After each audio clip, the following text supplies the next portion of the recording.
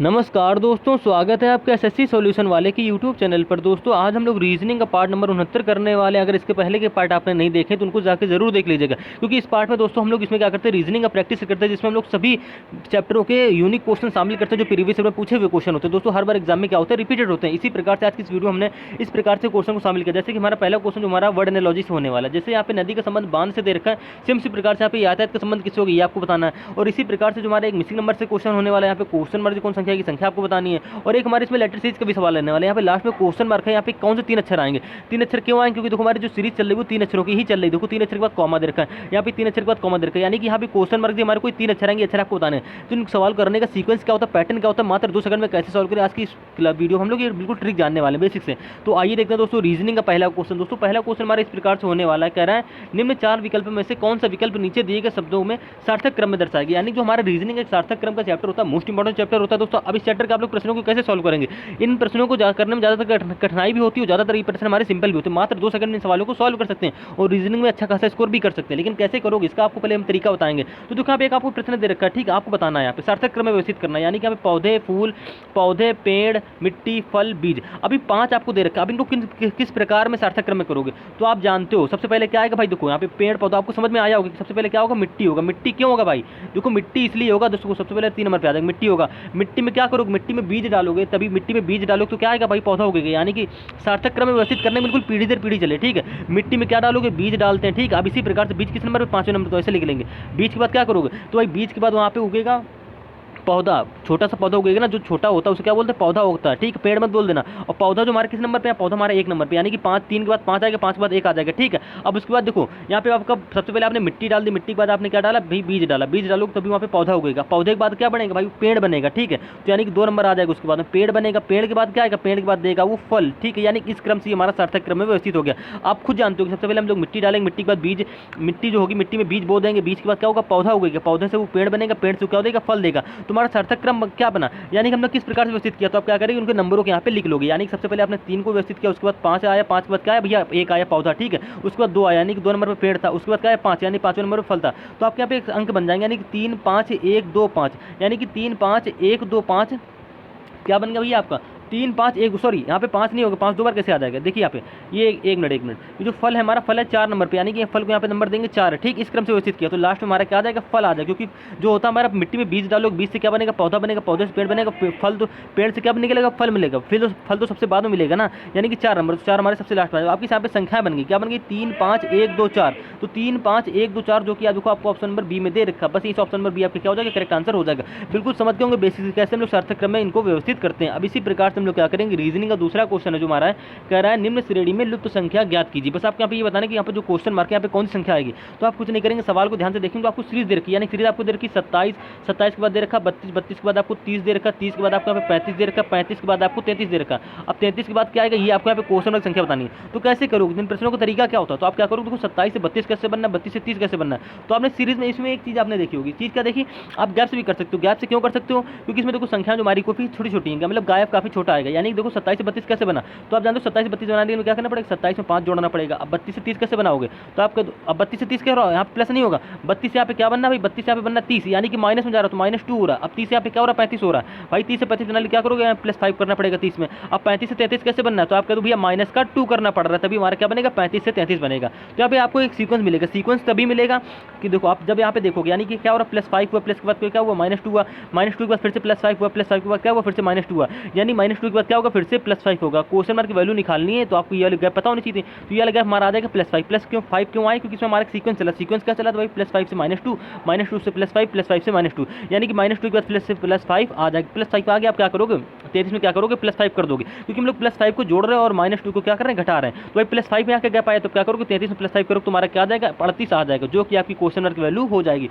और आपको option number D में दे भी रखा है, यानी कि ऑप्शन नंबर डी आपके यहाँ से क्या हो जाएगा, करेक्ट आंसर हो जाएगा। तो उम्मीद है दोस्तों आप रीजनिंग में नंबर सीरीज के इस क्वेश्चन को आसानी से समझ गए। दोस्तों इस क्वेश्चन का आंसर आप कमेंट कर देंगे अगर हमसे पहले सॉल्व कर लेते हैं, ठीक है। अब इसी प्रकार से हम क्या करेंगे, रीजनिंग का तीसरा क्वेश्चन करने वाले, कह रहे हैं निम्न श्रेणी में लुप्त अक्षर ज्ञात कीजिए। बस आपको यहाँ पे जो अक्षर गायब है, यानी कि जो क्वेश्चन मार्क यहाँ पे कौन सा अक्षर है आपको बताना है। तो आप कुछ नहीं करेंगे, सीरीज को आप ध्यान से लिख लेंगे, यानी कि AMV, अब उसके बाद हमको कॉमा में दे रखा क्या FQX, अब उसके बाद हमको क्या दे रखा भाई, उसके बाद दे रखा हमको KUZ। यहाँ तक तो आपको सीरीज में दे रखा था। अब उसके बाद करते हैं क्वेश्चन मार्क के कौन से अक्षर आएंगे आपको बताने। तो इसका भी एक तरीका होता है, इसका भी एक हमारे सीक्वेंस होता है। क्या करो, जब भी आपको लेटर सीरीज या नंबर एनालॉजी या कोडिंग क्वेश्चन मिल जाए, और जब भी आपको अक्षरों से अक्षर बनाना हो तो कैसे बनाओगे, तो क्या करो, पहले से तुलना पहले से कर लो, क्योंकि यहाँ पे देखो हमारी सारी सीरीज जो हमारी अक्षरों से चल रही है, ठीक है। तो आप क्या करोगे, यहाँ पे ए की तुलना एफ से कर लोगे, एफ की तुलना यहाँ पे के से कर लोगे, के की तुलना यहाँ पे क्वेश्चन मार्क के पहले से कर लोगे। ऐसा क्यों कर रहे हैं, क्योंकि आप जानते हो हम पहले अक्षर से पहले अक्षर बना सकते हैं, क्योंकि देखो यहाँ पे ए हो रहा है, यहाँ पे क्या और एफ हो रहा है। तो ए से एफ कैसे बनाओ, तो आप जानते हो एक बात क्या था, BCDEF, यानी कि +5 करके हमारा एफ बनना है, ठीक। अब सेम इसी प्रकार से देखो यहाँ पे एफ पहला अक्षर, यहाँ का पहले अक्षर का के। अब देखो एफ से के कैसे बनना, तो आप जानते हो एफ के बाद के कैसे आता है, तो एफ के बाद आता है GHIJK, यानी कि +5 करके हमारा के भी बनना। अब सेम इसी प्रकार से आपको यहाँ पे अगर यहाँ क्वेश्चन का पहला अक्षर निकाला तो कैसे निकालोगे, तो आपने इसमें एक सीक्वेंस ढूंढना। सीक्वेंस क्या ढूंढना कि हमारा पहले अक्षर से पहला अक्षर बनना है वो +5 करके बनना है। तो के के बाद जो हमारा अक्षर बनेगा पहला वो +5 करके भी बनेगा। तो के में आप क्या करो, +5 कर दो। तो के के बाद क्या था, IJKLM N, ठीक। तुम्हारा पहले अक्षर यहाँ पे भैया क्या हो जाएगा, N हो जाएगा, क्योंकि आप जैसे के में +5 करोगे तुम्हारा यहाँ पे भैया आ जाएगा N। तो यहाँ पे हमारा N आ गया, तो यहाँ पे क्या हो जाएगा, एक मिनट देखिए, देखो जैसे ही आप के में +5 करोगे तो के के बाद क्या था भैया, के के बाद आता है LMNOP आएगा, एन नहीं आएगा। तो यहाँ पे पहला अक्षर हमारा क्या हो जाएगा, पी हो जाएगा, यानी कि ऑप्शन नंबर यहाँ पे बी आपका करेक्ट आंसर हो जाएगा। बस आपको यहाँ पे इतना सॉल्व करना था। आपने पहला अक्षर निकाला, आपको राइट आंसर मिल गया।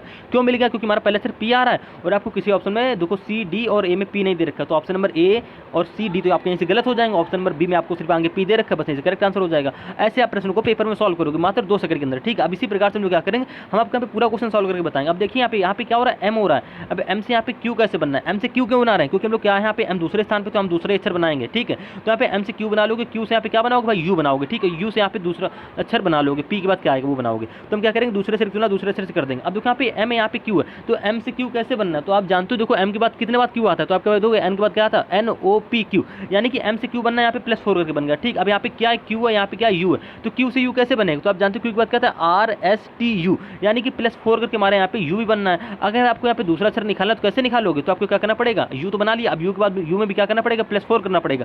तो यू में जैसे आप +4 करोगे तो क्या आएगा, यू के बाद आता है VWXY, तुम्हारा क्या आ जाएगा भाई, वाई आ जाएगा, यानी कि दूसरा अक्षर हमारा वाई आ जाएगा, सेम लॉजिक से, ठीक है। तो आपने +4 करके यहाँ पे वाई निकाल लिया, देखो आपको वाई यहाँ पे दे भी रखा है, ठीक। अब इसी प्रकार से क्या करोगे, यहाँ पे तीसरा अक्षर भी निकाल के आप चेक करेंगे। तीसरा अक्षर हमारा यहाँ पे वी है, तीसरा अक्षर यहाँ पे हमारा एक्स है, यहाँ का तीसरा अक्षर हमारा जेड है, और यहाँ का तीसरा अक्षर आपको बताना है। तो कैसे बताओगे, सबसे पहले आप ये चेक करो कि वी से एक्स कैसे बनना है। जरूरी नहीं है कि हर एक अक्षर में +5 हो। देखो हमारे पहले अक्षर में +5 हुआ तो दूसरे अक्षर हमारा +4 हुआ था, सेम इसी प्रकार से तीसरे अक्षर में भी जरूरी नहीं कि +4 हो, कुछ भी हो सकता है। तो आप क्या करो, यहाँ पे देखो वी से एक्स कैसे बनना है आपको देखना पड़ेगा। तो वी के बाद क्या आता है, WX, यानी कि भैया यहाँ पे क्या हो रहा है, हमारा +2 हो रहा है। जरूरी नहीं कि +3 हो, 5 4 हो तो +3 हो, नहीं।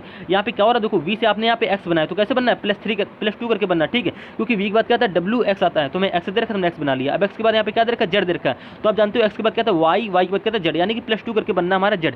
एक्स से जेड बनना +2 करके। सेम इसी प्रकार से जेड में भी क्या करोगे, +2 करोगे। तो जेड में आप, अब कुछ बच्चों को दिक्कत होती है कि जेड में +2 करके कैसे बनाएंगे, तो जेड के बाद क्या आता है भैया, जेड के बाद आता है ए और उसके बाद क्या आता है, बी आता है। तो जेड है यहाँ पे, जेड में जैसे +2 करोगे तुम्हारा ए बी, यानी कि हमारा प्लस करने पे क्या आएगा भैया, बी आ जाएगा, यानी कि हमारा दूसरा अक्षर यहाँ पे क्या हो जाएगा, बी, और तीसरा अक्षर क्या हो जाएगा भाई, बी हो जाएगा।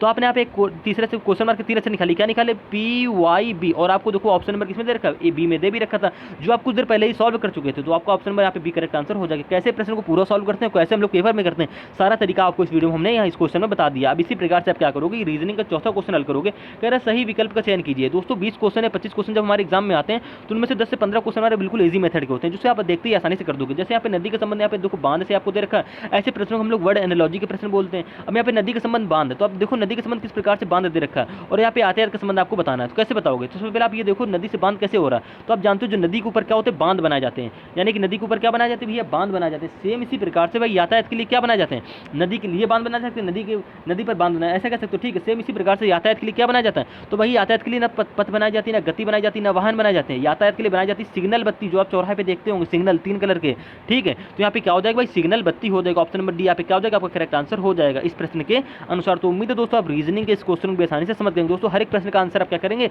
कमेंट कर देंगे। अब इसी प्रकार से हम लोग क्या करेंगे, रीजनिंग का 5वां क्वेश्चन हल करेंगे। कह रहा है लुप्त संख्या चयन कीजिए, लुप्त संख्या का चयन कीजिए। मिसिंग नंबर का क्वेश्चन है दोस्तों, हर एग्जाम में 1 से 2 क्वेश्चन अक्सर पूछे जाते हैं। कैसे प्रश्नों को सॉल्व करते हैं इसका तरीका आपको हम बताने वाले हैं। यहाँ पे आपको देखो ये बॉक्स दे रखा है, ठीक। अब इस बॉक्स के अंदर आपको क्या दे रखी है, यहाँ पे क्वेश्चन मार्क दे रखा है। तो अब जब भी आपको ऐसे बॉक्स मिल जाए, मिसिंग नंबर के क्वेश्चन मिल जाए, आप क्या करो, बॉक्स में सिर्फ एक चीज देखा करो कि जहाँ आपको बड़ी संख्या दिख रही है, यानी कि यहाँ पे 18 अपने आप में बड़ी संख्या, यहाँ पे 27 अपने आप में बड़ी संख्या, यहाँ पे 96 अपने आप में बड़ी संख्या। तो आप क्या करोगे, सवाल को इस क्रम में सॉल्व करोगे, ठीक है। इस क्रम में क्योंकि हमको संख्या बड़ी दे रखी है, तो अब इस क्रम में सॉल्व करने मतलब दोस्तों ये कि हम क्या करेंगे, यहाँ पे 5 4 2 से 18 बनाएंगे, 6 3, 3 से हम क्या करेंगे 27 बनेगा। किस प्रकार से बनाओगे, जिस प्रकार से हमारा इस वाले बॉक्स में बना, इस वाले बॉक्स में बना, सेम इसी प्रकार से इस वाले बॉक्स में बना के यहाँ पे क्वेश्चन की वैल्यू निकालोगे। तो इस प्रश्न में हमारा हो क्या रहा, देखो 5, 4, 2 से 18 कैसे बनाओगे, क्योंकि बड़ी संख्या हमको ये बनानी है। आप हमेशा छोटी संख्या से बड़ी संख्या बना सकते हो। तो यहाँ पे 5 है, यहाँ पे 4 है, यहाँ पे 2, अगर इनकी आपस में लोग गुणा करा दे तो 5 चौको हमारा क्या हो गया 20, 20 दूनी हमारा क्या हो जाएगा 40 हो जाएगा। ठीक है, हमें इसमें कोई सीक्वेंस नहीं मिला। आपको देखो सवाल को देखते ही आपको यहाँ पे चीज़ पता चलेगी। अगर हम 5 और 4 को जोड़ दें, यानी कि पहले और दूसरे नंबर जोड़ दें, 5, 4 हमारा क्या हो गया भैया 9 हो गया।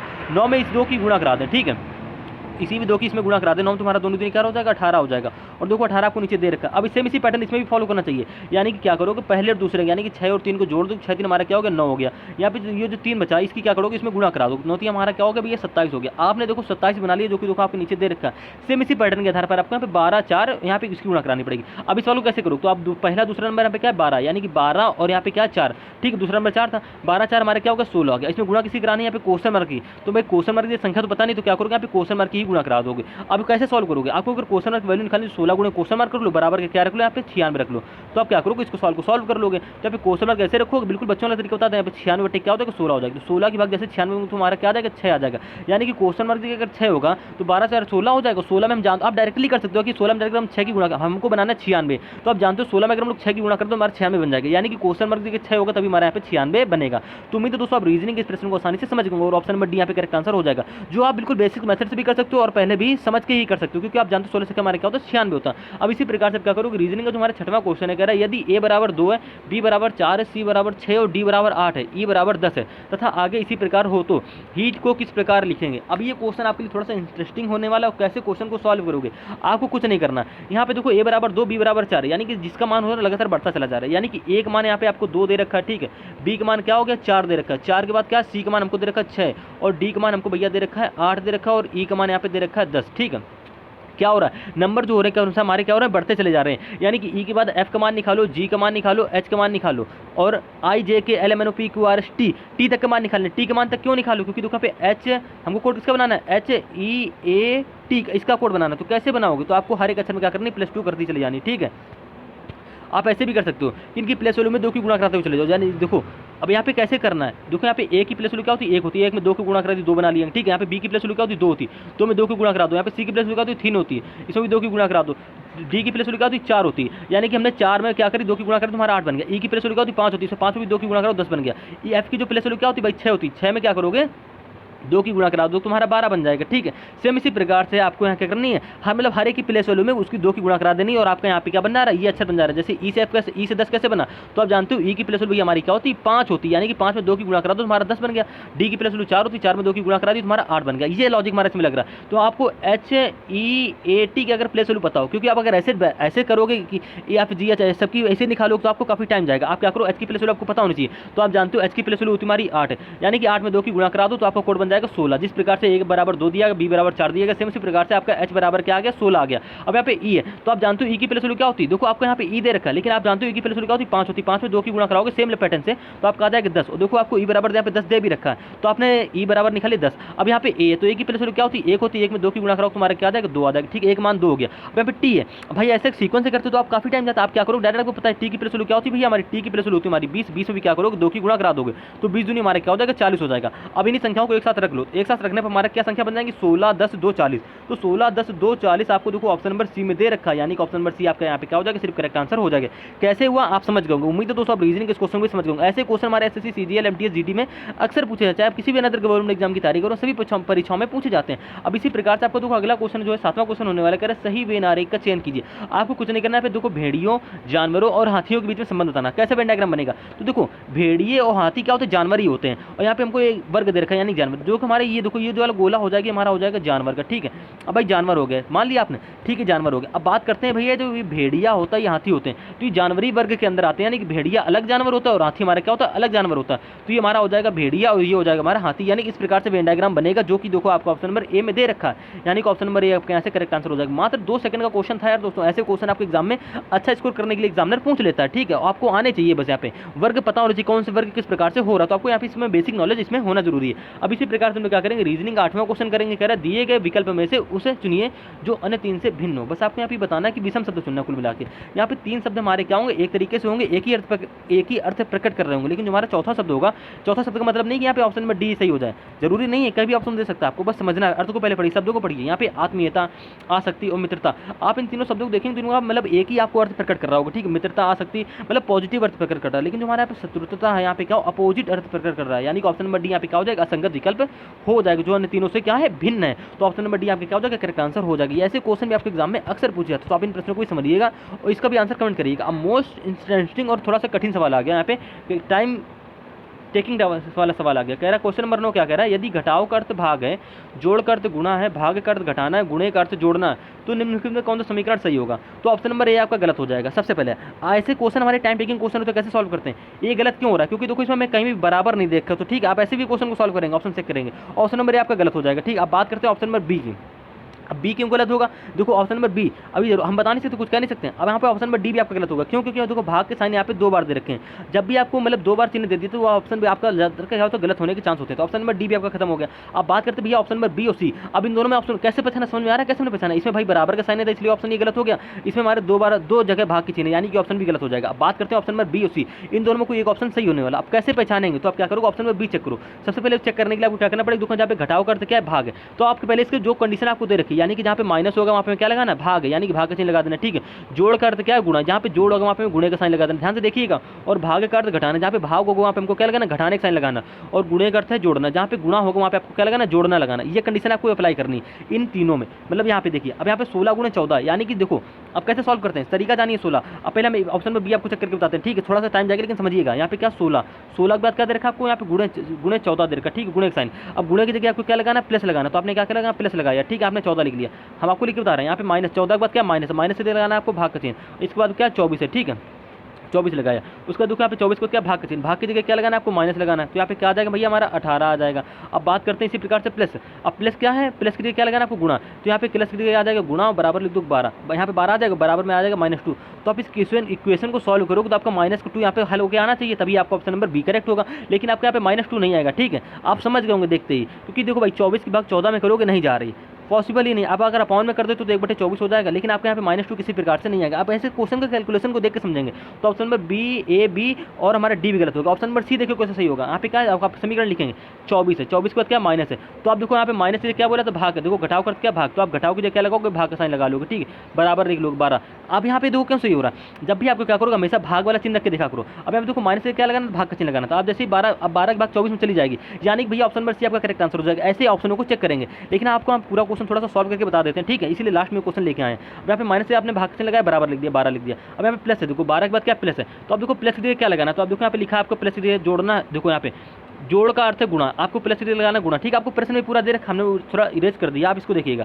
अब प्लस लगाना है गुणा, और बाद जो संख्या उसको संख्या कैसे लिख देंगे। अब 12 के बाद देखो यहाँ पे भाग का चिन्ह है, तो भाग की जगह क्या भैया लगाना, भाग का अर्थ घटाना, यानी कि भाग की जगह घटाना लगाना, और जो संख्या वो संख्या लिख देंगे, यानी कि 12 के बाद क्या 16, आपने 16 ऐसे लिख दी। उसका देखो यहाँ पे गुणे का साइन आ रहा है 16 के बाद, उस गुणे का अर्थ क्या जोड़ना, तो आप गुणे की जगह लगा दो जोड़ने का, जो संख्या उसको ऐसे ही लिख दो, और इज इक्वल टू में क्या दे रखा, 26 दे रखा, यानी कि ये कैलकुलेशन, इस समीकरण हल करने में आपको बराबर में क्या आना चाहिए, 26 आना चाहिए, तभी आपका ऑप्शन नंबर यहाँ पे सी सही होने वाला है। तो कर लो भाई, 24 की 12 के बाद 24 में दे तो क्या आएगा आपको 2 आएगा, ठीक है। बॉर्डमास के नियम से करेंगे, बॉर्डमास के नियम भी क्या होता है ये भी थोड़ा एक्सप्लेन कर देना है, क्योंकि आप पता नहीं पिछले वीडियो देखे या ना देखे, लेकिन हमको यहाँ पे एक्सप्लेन कर देते हैं। डी का मतलब ब्रैकेट होता है, ओ का मतलब ऑफ होता है, ठीक है, डी का मतलब डिवाइड, एम का मतलब मल्टीप्लाई, ए का मतलब एडिशन में जोड़, और एस का मतलब घटाना, सबट्रैक्शन जिसे बोलते हैं, ठीक है।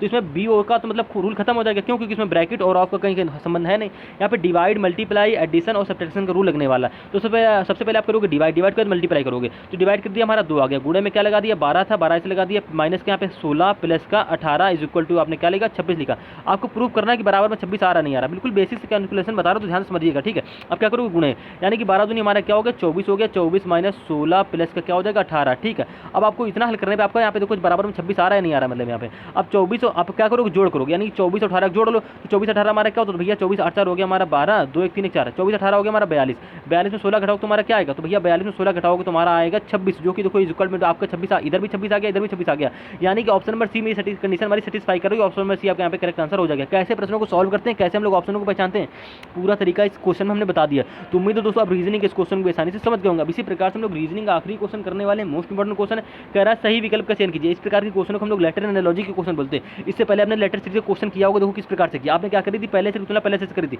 सेम ही पैटर्न इसमें भी अपनाना। बस आपको क्या करना है, देखो जिस प्रकार से ए वाई बी जेड से यहाँ पे ये बनना होगा, सेम इसी प्रकार से आपको इससे ये बना लेना है। ठीक है, कैसे बनाओगे, आपको इस प्रश्न में एक चीज देखने को और मिली होगी, यहाँ पे ए का वाई, ए वाई क्या हो रहे हैं, एक दूसरे के क्या हो रहे हैं, अपोजिट हो रहे हैं, यानी सॉरी अपोजिट नहीं हो रहे हैं। ठीक है, सही है सही है। यहाँ देखो ए के बाद क्या दे रखा, वाई दे रखा, वाई के बाद क्या दे रखा, बी, बी के बाद जेड। तो आप क्या करो, पहले से तुलना पहले से कर लो, क्योंकि आप देखो यहाँ पे देखिएगा, यहाँ पे आपने क्या करी, यहाँ पे ए से बना लिया, आपने सी बना लिया। सी को बना रहे हो क्योंकि आप जानते हो बन जाएगा आसानी से। यहाँ पे वाई से आप डब्ल्यू बना लो, बी से यहाँ पे डी बना लो, और यहाँ पे जेड से आप एक्स बना लो। कैसे बनना है आप ये पैटर्न को समझिए। आपने पहले से तुलना पहले से कर ली, यानी कि ए से देखो सी कैसे बनना है, तो आप जानते हो भैया ए के बाद क्या था, बी सी, यानी कि +2 करके हमारा यहाँ पे सी बनना है। ठीक है, यहाँ पे वाई है, यहाँ पे क्या हो रहा है, डब्ल्यू, तो वाई के बाद क्या था, डब्ल्यू आता है, नहीं आता, वाई के पहले डब्ल्यू आता है, यानी कि डब्ल्यू के बाद डब्ल्यू कैसे बनाओगे वाई से, तो आप कहते हो भैया -2 करके हमारे यहाँ पे डब्ल्यू बनेगा। पता चल गया ना, क्योंकि वाई के बाद क्या था, जेड आता है, लेकिन वाई के पहले क्या आता है, वाई डब्ल्यू कितने पहले आता है, 2 पहले आता है। वाई के बाद पहले क्या आता है, एक्स आता है, एक्स पहले डब्ल्यू आता है। ठीक है, यानी कि वाई से डब्ल्यू बनाना तो -2 करके बनाओगे। अब इसी प्रकार से आप देखो बी है, यहाँ पे क्या डी है, तो आपको पता चल गया बी से डी कैसे बनाओगे, +2 करके, क्योंकि बी के बाद सी और सी के बाद क्या था, डी,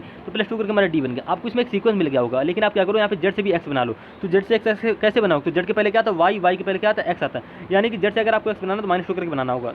इसमें आपको एक सीक्वेंस मिला कि पहले अक्षर में हमारा क्या हुआ, +2 हुआ, दूसरे अक्षर में हमारा -2 हुआ, तीसरे अक्षर में हमारा +2 हुआ, चौथे अक्षर में हमारा -2 हुआ, यानी कि +2 -2 +2 -2 ये सीक्वेंस इसमें चलने वाला। पहले अक्षर में क्या किया, +2, तो आप पहले अक्षर में +2 कर लो। तो ई में जैसे आप +2 करो, तुम्हारा ई में +2 करने पे क्या आता है, तो ई की बात आता है एफ जी, तुम्हारे यहाँ पे क्या आ जाएगा, पहला अक्षर जी आ जाएगा। अब दूसरे अक्षर में क्या करोगे, -2 करोगे, तो भैया जैसे इसमें -2 करोगे तो यहाँ पे यू है, यू में -2 करोगे तो क्या आएगा, तो यू में -2 करोगे तुम्हारा आ जाएगा यहाँ पे एस। अब यहाँ पे तीसरे अक्षर में करना है +2, यानी कि एफ में +2 करोगे तो क्या आएगा, एफ के बाद आता है जी एच, यानी कि हमारा तीसरा अक्षर यहाँ पे एच हो जाएगा। अब जाहिर सी बात आपको पता है चौथे अक्षर में क्या होगा, -2 होगा, यानी कि यहाँ पे वी में जैसे ही -2 करोगे तुम्हारा क्या है, तो वी में -2 करने में आता है हमारा टी।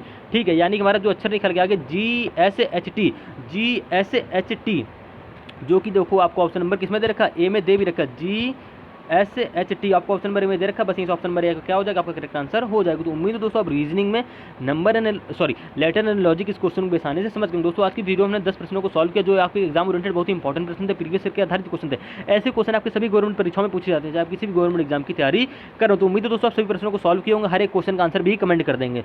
कोई भी दिक्कत लगे तो आप कमेंट कर दीजिए, हम उसको नेक्स्ट पार्ट में और भी अच्छे से समझा देंगे। लेकिन हमने यहाँ पे कोई कसर आपके लिए छोड़ी नहीं है जो आपके यहाँ पे समझ में ना आए। हर एक चीज़ को बिल्कुल बेसिक से और बिल्कुल हर चीज़ बिल्कुल बेसिक से डिस्कस कर दी, जो आपका डाउट होगा उसको हमने यहाँ पे डिस्कस करने की कोशिश की है। तो उम्मीद है दोस्तों आप रीजनिंग के सभी क्वेश्चनों को आसानी से समझ गए होंगे। मिलते हैं रीजनिंग के नेक्स्ट पार्ट में।